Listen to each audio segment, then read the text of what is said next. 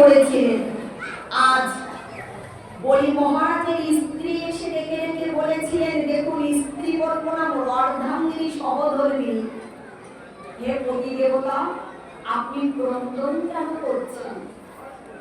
আপনি কান্না কেন করছেন? কাঁদবো না?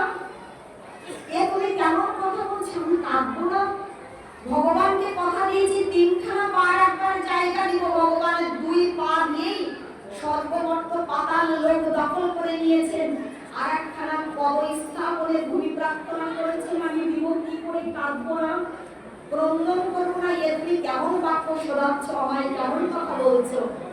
দেখুন, সহধর্মিণী কর্তব্য কাকে বলে, আচরণ কেমন হয়? বললেন, প্রভু আপনি কাঁদবেন না কেন?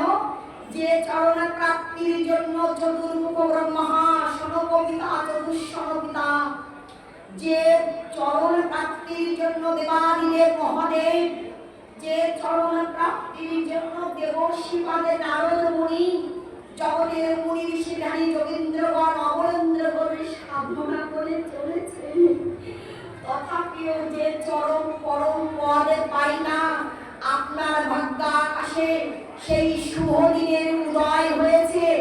আপনি আপনার মস্তকটা পেতে দিন, আপনার মাথার উপরে ভগবানের চরণ রাখুন, আপনার মাথাটা পেতে দিন, আপনার মস্তকটা পেতে দিন পতি ঠাকুর।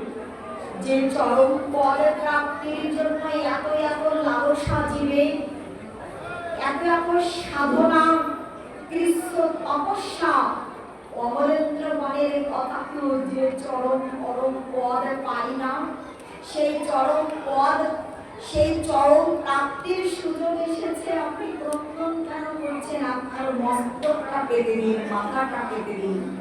এই হলো সহধর্মিণী, এই হলো অর্ধাঙ্গিনী, যার জায়গায় আপনারা রঙিন হয়ে আলোকিত হয়ে বসে আছেন। কিন্তু আমি হলাম স্ত্রী, আমার আদর্শ আচরণ জগতের গ্রহণীয় নয়।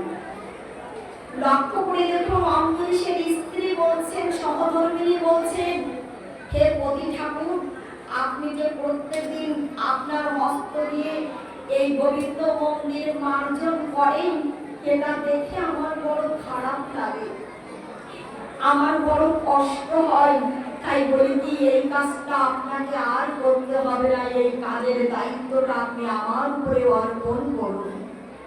অম্বরীশ মহারাজ সেদিন জগৎকে দৃষ্টান্ত স্থাপন করে বলেছিলেন, ওগো, আমি সমাজের গণ্যমান্য ব্যক্তিত্ব বর্গদের সাক্ষী রেখে, প্রজাপতি ব্রহ্মাকে, অগ্নিদেবকে সাক্ষী রেখে, সূর্যদেবকে সাক্ষী রেখে, আমি বরেণ্য বরেণ্য ব্যক্তিত্বদের সাক্ষী রেখে বৈদিক মন্ত্র উচ্চারণের মধ্য দিয়ে সিঁদুর দানে রঞ্জিত অঙ্কিত করে, আমি বৈবাহিক সম্বন্ধের সম্পর্কে বেঁধেছি তোমায়।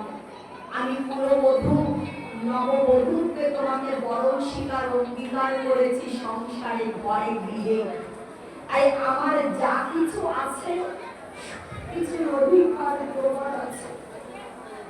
আমার যা কিছু আছে, এই রাজ্যের বৃত্ত, প্রপার্টি, বৈভব, নামি দামি আসবাবপত্র, যা যা কিছু আছে রয়েছে, আমার অলংকার বস্ত্রাদি, সবকিছুর প্রতি তোমার দাবি আছে, তোমার অধিকার আছে, তোমার রাইট আছে।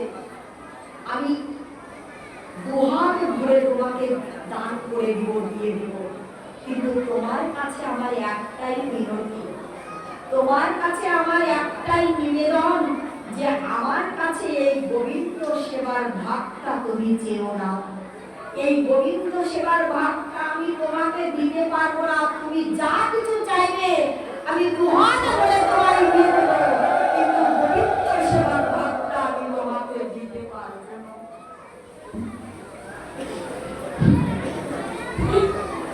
এই গোবিন্দ সেবার ভাগটা আমি তোমায় দিতে পারবো না। আমার যা কিছু আছে, আমার ঐশ্বর্য বীর্য, আমার প্রপার্টি যা কিছু রয়েছে, আমি দুহাত উজাড় করে তোমাকে দান করে দেব, তোমায় দিয়ে দেব।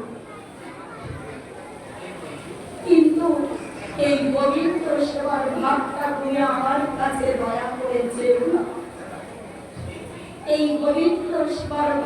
আমি তোমায় দিতে পারবো না। কেন জানো? কেন? এই জন্য যেদিন আমি জগতে এসেছিলাম সেদিন আমি শূন্য হাতেই এসেছিলাম। যেদিন আমি চিরকালের জন্য, চিরদিনের জন্য, চির অব্যাহতি তথা চির নিষ্কৃতি লাভ করে মহাপ্রয়াণের যাত্রায় চির বিদায় নিয়ে চলে যাব, সেদিনও আমাকে খালি হাতে শূন্য হাতেই চলে যেতে হবে। আমি আসার দিন সাথে করে কিছু নিয়ে আসিনি যে যাওয়ার দিনে নিয়ে যেতে পারবো। আর ওই শেষের দিনে, যাওয়ার দিনে আমার সাথে যে বস্তুটা যাবে, যে বস্তুটা আমার পাতেও হবে, সেটাই হচ্ছে গুরু গোবিন্দের সেবাটাই, ভজনটাই শুধু সাথে যাবে। আর কিছু আমার সাথে যাবে না, আর কিছু আমি নিয়ে যেতে পারবো না, আর কিছু আমার সাথে যাবে না, আর কিছু আমি নিয়ে যেতে পারবো না। এই জন্য তুমি আমার কাছে যা যা কিছু চাইবে আমি সব কিছু দিতে প্রস্তুত, কিন্তু এই পবিত্র সেবার ভাবটা আমি তোমায় দিতে পারবো না। এই পবিত্র সেবার ভাবটা তুমি আমার কাছে দয়া করে চেয়েও না।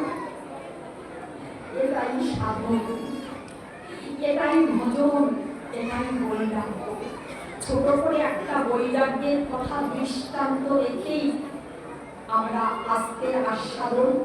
আমার সাথে আমার ভাই এসছে, অমিত ভাই এসছে, গৌতম ভাই এসছে, আমার বাবা মাও এসছেন আপনাদের চরণগুলি পড়ানোর জন্য। আমরা কিছুটা সময় কীর্তন আনন্দে অংশগ্রহণ করব। সেই নিবেদনটা, সেই